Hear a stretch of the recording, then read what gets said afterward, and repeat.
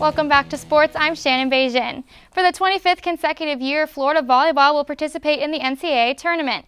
And for the 23rd year, the Gators will host the first two rounds in the Gainesville sub-regional. The Gators enter the tournament ranked first in the nation in hitting efficiency and 21st in blocks per set.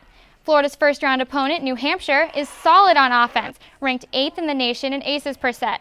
Head coach Mary Wise says the Gators can't underestimate their opponents. We'll use the same recipe we've done for 25 years, and that is it's 0-0. Everyone has the same record. You're playing teams that are all coming off of either a terrific weekend and they're on a roll or a terrific season and they're on a roll. Florida State and Arizona State will be on the court tomorrow at 4:30, and the Gators will take on New Hampshire in the nightcap at 7 o'clock.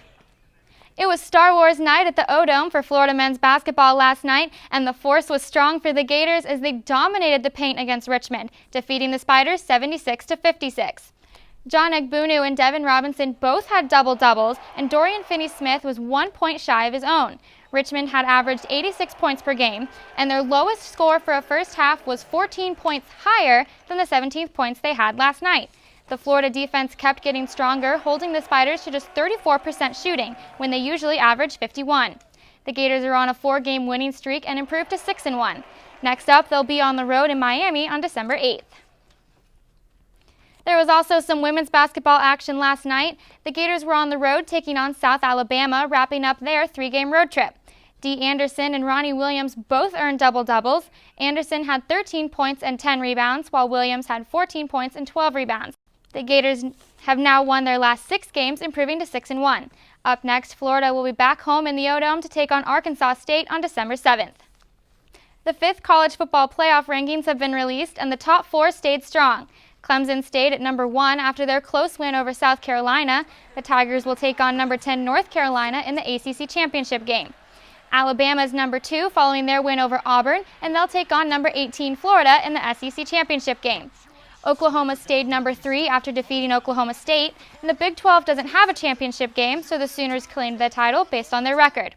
And rounding out the top 4 is still Iowa, who defeated Nebraska last weekend. The Hawkeyes will play number 5 Michigan State in the Big 10 championship game. And Florida dropped 6 spots down to number 18 in the playoff rankings, but they can still cause some damage to the top 4. If the Gators pull off an upset against Alabama, this could be the first time in 10 years that an SEC team won't have a chance at the national championship. But before we get to game day, let's take a look at the Crimson Tide. Alabama is led by running back Derrick Henry, who averages 6 yards per carry and has scored 22 touchdowns this season. Henry has been the go-to man for the Crimson Tide's offense, getting 295 carries so far. And he's earned his Heisman hype by having an explosive season, rushing for 807 more yards this season than in 2014. The Tide is an 18-point favorite going into the game, but former Gator Tim Tebow says teams can perform well with a chip on their shoulder.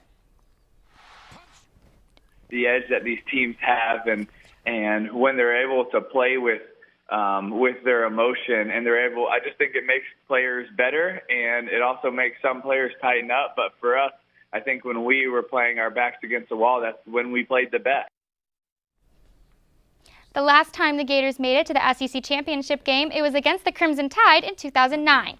And this year's game is set to kick off at 4 o'clock.